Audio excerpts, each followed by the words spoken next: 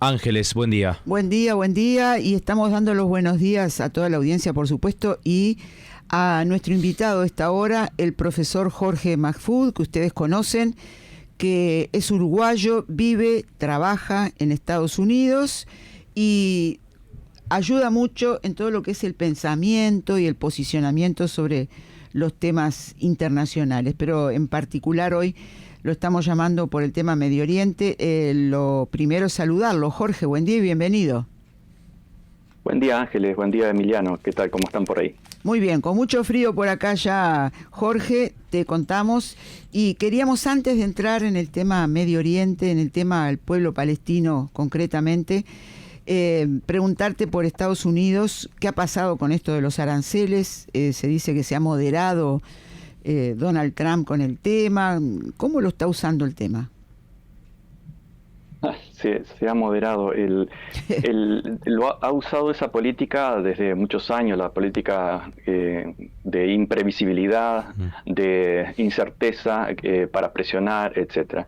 Funciona muy bien en los negocios como un hombre de negocio, pero en política es muy peligrosa, e incluso en la economía es peligrosa. Ya está en finanzas, porque si vemos las bolsas desde diciembre del año pasado, eso es una calecita, una montaña rusa. Todavía están casi en déficit. El mismo Elon Musk se ha dado cuenta que es mejor salirse, porque Tesla ha tenido golpes y golpes terribles. Aparte de que en sus políticas de Dodge no dieron el resultado que esperaban. Por ejemplo, eliminaron miles y miles de puestos federales y del Estado, de gente común, ha perdido su trabajo, etcétera. Que eso significa perder, no solo, supongamos que algunos son productivos, porque la acusación era que no eran productivos, pero eso no es verdad. Pero supongamos que hay un porcentaje productivo. Bueno, todo eso se eliminó, y además, aún peor para la economía estadounidense, se eliminaron el consumo de toda esa gente. Ahora, ¿cómo se hizo? Bueno, se creó una burocracia que gastó casi lo mismo que lo que ahorró.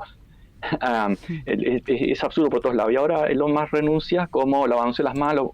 Bueno, la última ley que se aprobó para recortar impuestos a los súper ricos y eliminar todo el Medicare y Medicaid a la gente más necesitada, una brutalidad desde el punto de vista humano, una nueva transferencia de los de abajo hacia arriba, algo común en la plutocracia occidental desde las últimas décadas.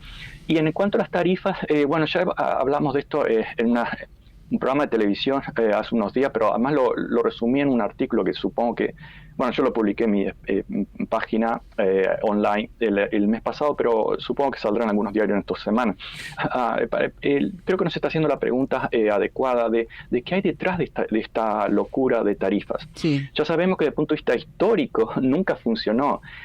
Quiero decir, los aranceles son, como ya dijimos, como cualquier medicina, una herramienta válida para proteger algunas industrias, etcétera, en determinados momentos históricos. Pero como toda medicina, cuando se excede la dosis se transforma en veneno. Y eso es lo que ha ocurrido siempre cuando ha habido grandes recesiones en Estados Unidos. Ha sido venenoso, y en este momento está siendo venenoso. Pero la pregunta que a mí me interesa es, ¿qué hay detrás de esto? ¿Qué hay detrás de una reindustrialización imposible? Porque los salarios en Estados Unidos tendrían que bajar a menos de la mitad para hacer una reindustrialización competitiva, y nadie va a querer trabajar ahí. Primer punto. El segundo, tenemos 10 puntos más o menos, pero otro punto es que hoy en día existe 500,000 de puestos de trabajos industriales vacantes. Nadie habla de eso. ¿Por qué los estadounidenses no están ocupando eso? Porque los sueldos no son atractivos. Más que atractivos, no son ni suficientes para sobrevivencia. Recordemos que acá hay que pagar todo. La salud, los seguros de autos, seguros de casa, hasta para las termitas, seguro de todo. Es decir, la cantidad de gasto que se tiene para llevar una vida más o menos normal, que además tienes que tener 1 o 2 autos, si no, no vas a trabajar nunca, si no hay servicio público de transporte. Sí. Entonces, los salarios que se necesitan para hacer una reindustrialización como quiere Trump son imposibles en este momento. Primer punto. El segundo punto, que tiene que ver es la demonización permanente de las universidades, que es el sector de Estados Unidos que más ha progresado y que más le ha dado dinero desde muchos aspectos, desde las patentes hasta los estudiantes internacionales. Estamos hablando de decenas y decenas de millones de dólares, o miles de millones de dólares en español. ¿Por qué ese ataque? ¿Por qué Vance dice que las universidades son los enemigos, los profesores son los enemigos? ¿Por qué esa abierta censura, esa violación a la primera enmienda de la Constitución de Estados Unidos? Para mí está todo bastante consistente si nos hacemos la pregunta ¿qué hay detrás de todo eso? Y mi primera intuición, porque hay muchos factores, pero mi primera intuición es que detrás de eso hay la previsión de una escalada bélica global. ¿Por qué? Porque entiendo que después de Afganistán han habido varias guerras proxies, Palestina, Ucrania, etcétera, como también lo dijimos antes que ocurrieran, pero bueno, en fin, está escrito, está publicado. Pero no hay invasiones directas. ¿Por qué? Pero sí hay un conflicto directo tradicional, que es el de Ucrania con Rusia. Y estoy 100% seguro que los analistas, porque no son tontos, son equipos de inteligencia que cuestan miles y miles de millones de dólares, y además tienen información que nosotros no tenemos. Pero serían súper tontos si no se dieran cuenta de que hay un factor interesantísimo de observación, que es Rusia. Rusia se previó de que iba a quebrar. Hay una obsesión de dos superpotencias, dos bloques, como el de Europa y el de Estados Unidos, que la bloquearon, la acosaron, etcétera. Dejemos al lado lo que ya hablamos de si está bien o no la invasión, quién produjo eso, desde nuestro punto de vista fue la OTAN, etcétera. Pero dejemos de lado eso. El punto de vista práctico es que nada de lo que se previó como una catástrofe económica de Rusia, etcétera, está ocurriendo ni ocurrió en los últimos 2-3 años. ¿Cuál es entonces la novedad? Es que el factor estratégico aquí es la autosuficiencia. Rusia, que es una economía más o menos como del tamaño de México, es decir, no es una supereconomía, es autosuficiente, lo cual Estados Unidos no lo es. ¿Y por qué no somos autosuficientes? Porque nuestra economía está basada en el consumo y en la producción industrial de otros países. Entonces, desde mi punto de vista entiendo que toda esa masa de medidas absurdas aparentemente, que parecen tiros en el pie desde todo punto de vista, tiene la fantasía, no la fantasía total, pero sí casi utópica, necesitamos décadas para llegar a concretar eso, de una autosuficiencia industrial. Entonces, si estalla un conflicto global, recuerdan que China ha sido la obsesión en los últimos 4 o 5 años, más, pero desde el punto de vista militar logístico de los últimos años. Si estalla un conflicto, acá vamos a tener un serio problema de abastecimiento. Entonces, ¿cómo resolvemos eso? Creando una supuesta autosuficiencia industrial y agrícola. Me parece que detrás de toda esa locura está ese punto bastante oscuro que la forma más fácil de evitar todo eso es evitar el conflicto. Restablecer algo que Occidente no puede hacerlo, nunca lo pudo hacer, porque su desarrollo desde el siglo XVII estuvo basado en la eliminación del otro, la eliminación de la otra raza, la eliminación de los otros países prósperos como lo eran India y China y Bangladesh, la eliminación de cualquier cosa, incluso África y América Latina. Esa mentalidad psicópata, si el otro se desarrolla, si el otro crece, algo mal me va a venir a mí. Es como decía un escritor estadounidense, el puritanismo es el miedo a que alguien en alguna parte del mundo sea feliz. Es decir, necesitamos controlarlo. Si no tuviésemos esa obsesión, esa manía psicópata, podríamos ir a negociar con China y a prosperar junto con ellos y todos los demás. Porque primero que tienen derecho, segundo que nos convendría a nosotros. Yo muchas veces he estado hablando con colegas acá y les digo, pues, ¿cuál es el problema de ser el número 1, número 2 o número 10? Si tenemos problemas serios en sociales aquí. Y todos estaban de acuerdo. Si es que aquí carajo nos importa ser los números 1. ¿Para qué? Los números 1 en base a una situación social terrible como la que tenemos en este momento. Bien, sin duda que este tema es para el análisis permanente y seguramente en las próximas columnas tuyas aquí estaremos abordándolo. Queremos ir al tema del apoyo al pueblo palestino, o de la falta de apoyo al pueblo palestino, podríamos llamarle también, porque va pasando el tiempo, ¿no? Ya los más de 70 años de ataques y de esta última ofensiva lanzada, 2 años ya casi, escuchamos declaraciones por todos lados de gente que tiene cargos muy altos en organismos internacionales, gobiernos, diciendo claramente que hay que parar con este ataque al pueblo. Aparece el nombre de genocidio, que nos gustaría que vos nos dijeras qué importancia tiene llamar genocidio a lo que le están haciendo al pueblo palestino. ¿Es una cuestión semántica? ¿Es una cuestión de un poquito más dura la palabra?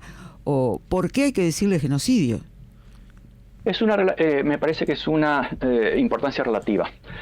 Es importante cuando está definida por los organismos internacionales, como la Corte de Pena Internacional, como la UNESCO, la ONU, etc. Eso es importante porque tiene un valor legal, jurídico.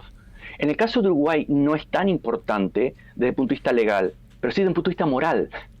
Ahí está. De tener el coraje de decir, señores, seamos honestos, esto es una masacre racista, supremacista, de que no se ha visto muchas generaciones. Pero además lo están diciendo los mismos políticos en Israel. La gente ya está acostumbrada. Si matamos 100 o 200, como es lo que está ocurriendo todos los días, sí, ¿a quién le importa? Lo dicen descaradamente.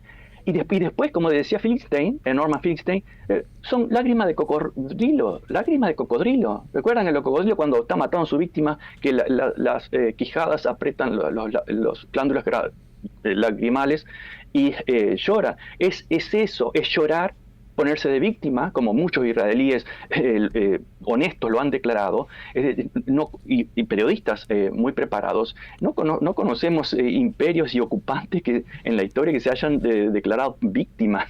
Han sido brutales, pero no víctimas. Es decir, acá se mata, se extermina a un país sin ejército. Esto lo vemos diciendo hace 10 años o más. Sin ejército, sin ninguna defensa, tipo de defensa, y se los demoniza como terroristas. Pero si está en cualquier sentido común en la historia y incluso en las leyes de la ONU, de que tienen un derecho a la resistencia armada. Eso es sentido común, eso es legal. Tienen derecho a la resistencia armada todo pueblo ocupado. Y más, incluso si le agregamos que están en una situación de apartheid. Pero no, como a Mandela se decía, es un terrorista Mandela. Ronald Reagan decía, bueno, el régimen del apartheid de Sudáfrica es nuestro aliado por la libertad. Es como los esclavistas del siglo XIX, estamos luchando por la libertad y la civilización. Claro, ese es el lenguaje, lo semántico que estás diciendo, es muy poderoso, pero tiene un significado relativo dependiendo de dónde se lo aplica. En un tribunal, en un sistema judicial es importantísimo. En un sistema político es una importancia relativa, porque Uruguay no tiene absolutamente casi ninguna posibilidad de influir diplomática o económica o menos militarmente en ese aspecto. Pero por lo menos no traicionar a las bases de gente, miles, yo diría, ¿cuántos votaron al actual presidente? ¿Llegamos a 1 millón? Son cientos de miles de uruguayos que votaron y se ve claramente, se están sintiendo traicionados, no es defraudados, traicionados, porque siempre la dirigencia despegada de las bases y luego van a pedir el voto, sean blancos, colorados o frente amplistas, y porque son más responsables. Los pueblos son idiotas, que cuando opinan o tienen una independencia fuera de los medios, o una opinión políticamente incorrecta, bueno, no son responsables, porque en realidad necesitamos cuidar el comercio, etcétera. No, señor, están haciendo un papel indigno internacionalmente, vergonzoso, que dentro de unos años van a irse al basurero de la historia. Sí. Hay que tener un poco de dignidad y un poco de inteligencia y un poquito, y me extraña de Orsi, que es un profesor o maestro de secundaria de historia, sí, que tenga tan poca claridad intelectual, por favor. Vergüenza me dio. Yo hablé con él en Zoom. A mí me pareció bueno de lo que había. En realidad es irrelevante lo que yo opine, ¿no? Pero pensé que Carolina Corse era mejor candidata. Bueno, uno siempre vota por lo que hay, lo mejor que hay o lo menos peor. Y Orsi, bueno, en ese momento a todos nos pareció bastante razonable. Pero siempre llegan al poder máximo y ahí es donde se demuestra quiénes son. Claro. Hay que ver si es un tema de claridad profesional, digamos, cuando se trata de profesores o intelectuales, o si es un posicionamiento. Vos escribiste algo en los últimos días de mayo donde decías que ibas a escribir un artículo que se llamaba ¿Por qué la izquierda pierde en el mundo?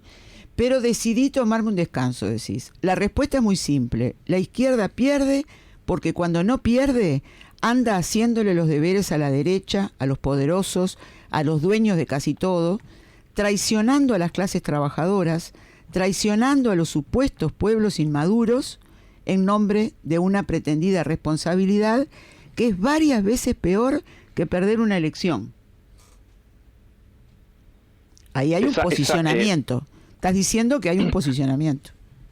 Hay posicionamientos inducidos por una larga historia bastante evidente.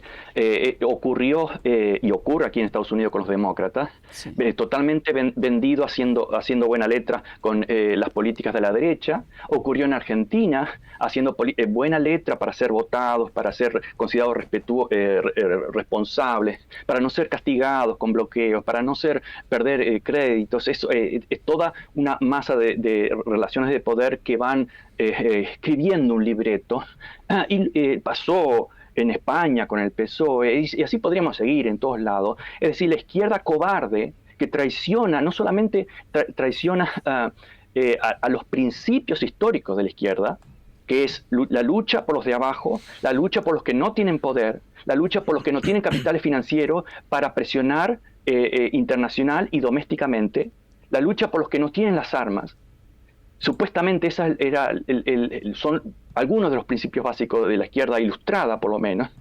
Y uno puede decir, está bien, en política está bien, es un tema de negociación. Supongamos, Mujica llega al poder siendo un marxista. Supongamos que en el 2029, que desearía que, por ejemplo, Andrade o alguien como él llegara a la presidencia de Uruguay. Bueno, alguien dirá, es un candidato comunista. No va a instaurar un sistema comunista en Uruguay porque existe un marco constitucional, etcétera, que se lo impediría. Entonces uno dice, está bien, nadie, y es lógico que nadie haga todo lo que quiera, porque por algo las sociedades son diversas y tenemos todos diferentes opiniones y tenemos que ser tolerantes en eso. Pero tenemos que, por lo menos, mínimo, tener los principios bien claros. Es decir, yo considero que esto es lo mejor, entiendo que si llego a presidente voy a hacer un 10%, está bien, porque un presidente no es un dictador, no es un rey, como intenta hacer lo es Donald Trump y la plutocracia aquí en Estados Unidos. Eso está bien, pero señores, tengamos mínimo los principios claros y decir, señores, yo creo esto, pero dada la negociación no vamos a poder hacerlo totalmente, y está bien. Bueno, pero no ir a convencer a la gente de que las políticas neoliberales, las políticas succionadoras de la riqueza y de la producción de los de abajo, que luego se venden como los creadores de trabajo y de riqueza y de responsabilidad y de prosperidad, que es el típico narrativa del cipayo esclavo que absorbe de los amos y la repite y la defiende más que los amos mismos. No tener una claridad conceptual en ese aspecto me parece ya una falla no solamente intelectual, sino moral también. Bien. Es una cobardía moral.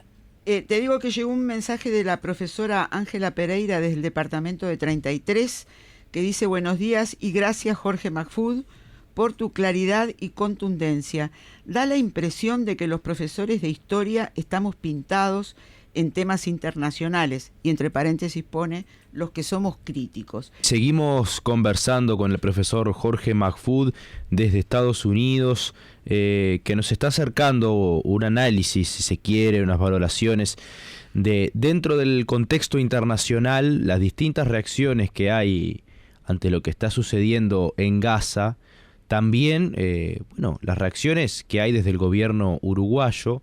Y nosotros te queríamos preguntar, Jorge, y te queríamos incluir, digamos, en este aspecto, que se dio a conocer en los últimos días, y lo mencionábamos acá más temprano en la radio, una reunión que mantuvo la ministra de Defensa de nuestro país, Sandra Lasso, junto con la embajadora de Israel, del Estado de Israel en nuestro país, y personal diplomático, acompañados de militares y demás que estaban formando parte de esa reunión.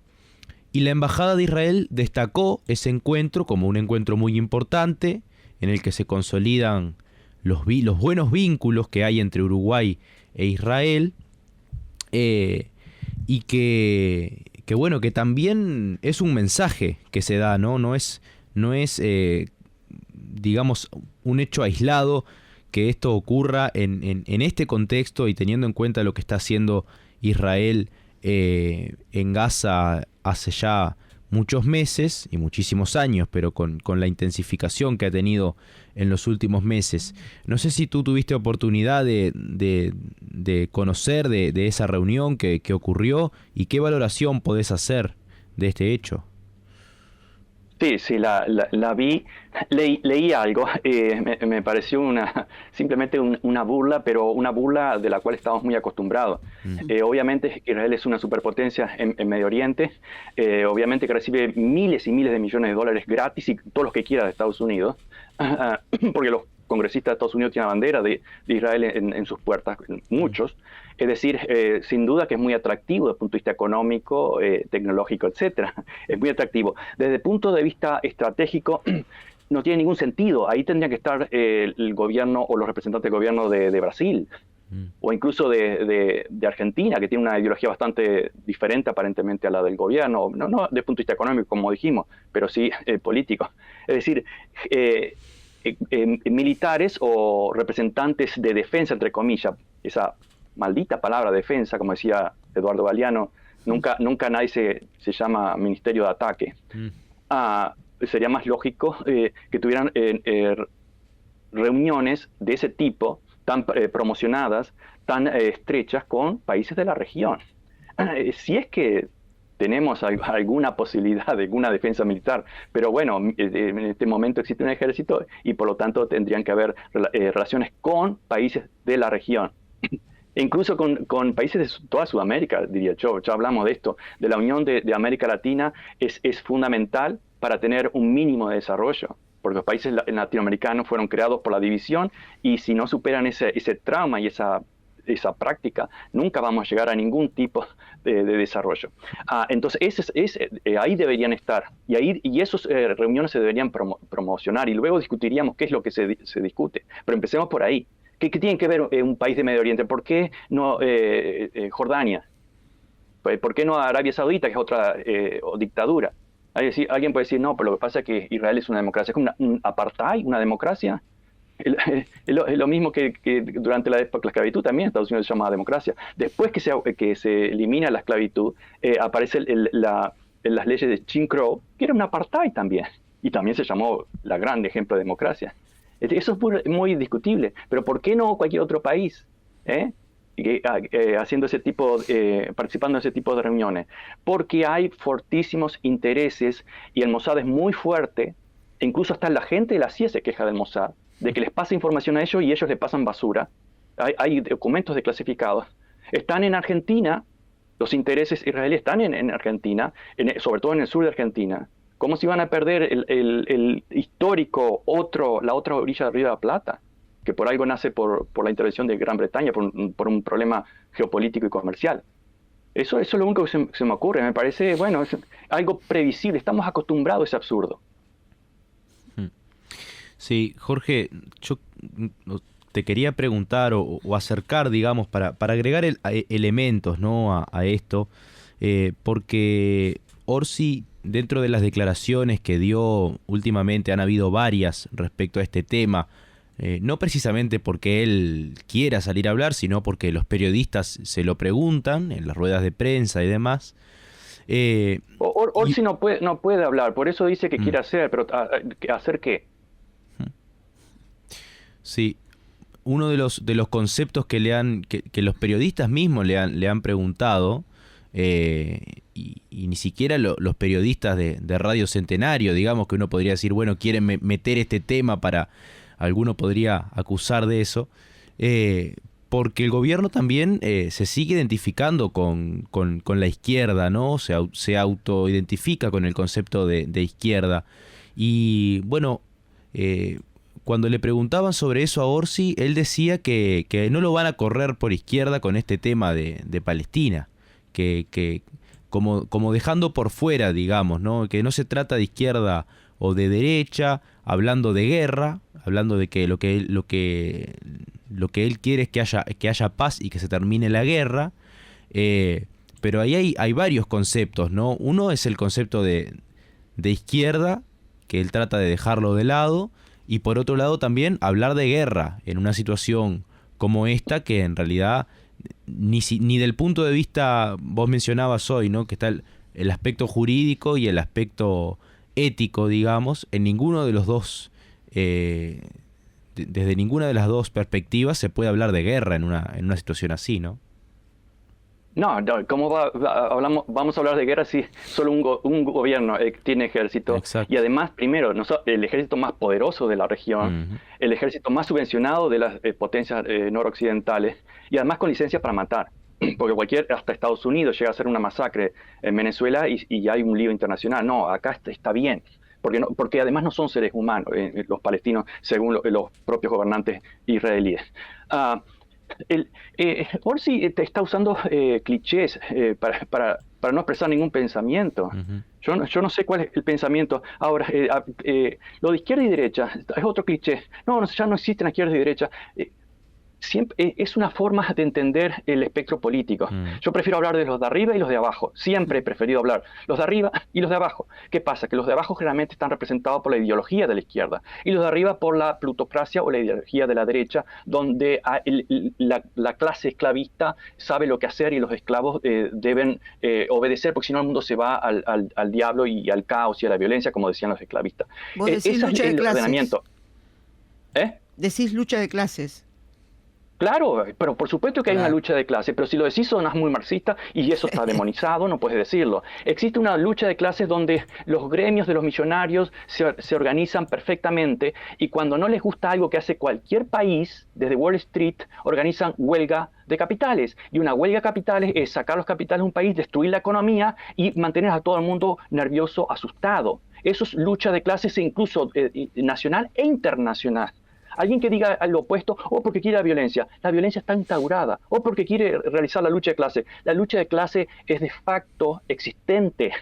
Eso es lo que no se entiende, simplemente hacerla consciente. Nadie está diciendo agarrar un arma y pegarle un tiro a otra persona porque es rico o porque es pobre. No es ese el punto, es tener las ideas claras. Existe y siempre ha existido una lucha de clase. Ahora, de izquierda y derecha, el tema de la guerra, el tema de lo que está pasando en Gaza, no tiene que ver nada con la izquierda o la derecha. Alguien dice, porque los Hamas son de derecha. Sí, en gran medida son de derecha, aparte que fueron apoyados por Netanyahu. Fueron financiados a través de Qatar por Netanyahu. Lo reconoce Netanyahu varias veces. Después lo negó 20 años después y lo volvió a reconocer más recientemente. Pero ¿a quién le importa lo que reconozca Netanyahu? Está bien Hamas de derecha o lo que sea.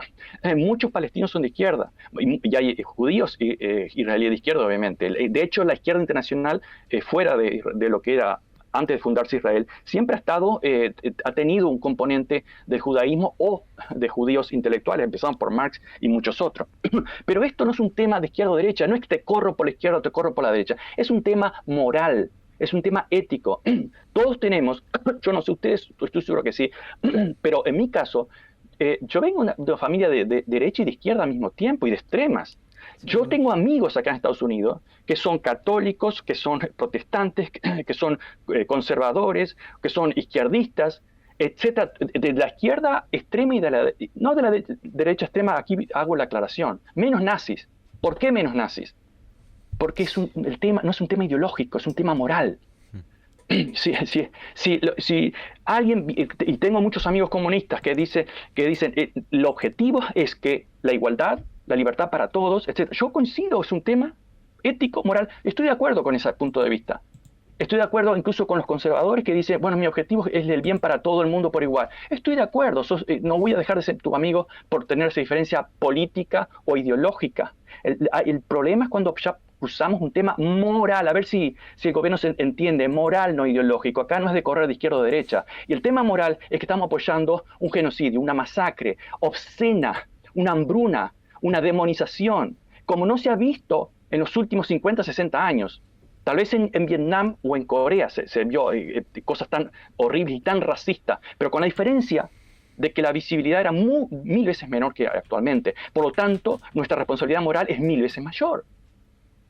Entonces dejémonos de cliché, dejémonos de frases dichas, que algunas las reconozco del campo y otras de otros lados. Sí. Dejémonos de eso. Cuando no tenemos ideas, acudimos a los clichés.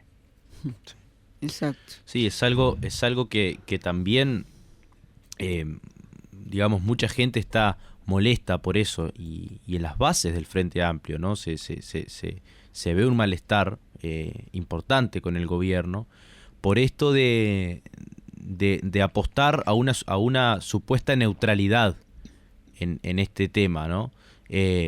Pero La neutralidad es la cobardía. Todos lo saben, ¿verdad? Estoy seguro, Emiliano, que vos lo sabés, pero estás tratando de organizar tu pregunta. Pero todos saben, la neutralidad es la cobardía, es la complicidad con el poderoso. Yo no critico a nadie que decide no intervenir, porque entiendo, todos tienen trabajo, todos tienen ciertos miedos. No es lo mismo, por ejemplo, en Estados Unidos, la gente que está en una forma ilegal o Claro. que está legal, pero en una situación más precaria. No es lo mismo aquellos en Uruguay que dependen de un salario y saben quién es su jefe. De quién reciben el pan, como dicen, algo bastante hipócrita y cruel, pero no es lo mismo. Entonces yo respeto que alguna gente no hable, ¿sí? Pero no me vengan luego con la moral del esclavo diciendo, no, pues estoy haciendo lo correcto, estoy siendo neutral. No, señor. Si sos neutral es por razones personales, yo la entiendo, no lo critico, pero no me vengan a moralizar con la neutralidad, que es una de las mayores cobardías. Y eso lo he escuchado muchas veces. No me refiero a lo que está diciendo Emiliano, porque, repito, está tratando de organizar la pregunta, pero es uno de los mayores problemas de la cobardía moral, la neutralidad. Es así. ¿por qué, Jorge, en un panorama como este no es posible una neutralidad, una posición neutral? No, vas por la calle y ves que le están pegando a una mujer, ¿qué haces? ¿Sí? Ser neutral ante eso. Es difícil, ¿Y ¿no? pasar caminando neutralmente? ¿Lo Es harías? cobarde, ahí está, es cobarde. Cobardía. Sí, no digo, claro, si el tipo tiene un arma, no digo que te vayas de Claro. pecho a la situación, pero empezás a Claro. pensar a ver Exacto. cómo ayudas a la víctima.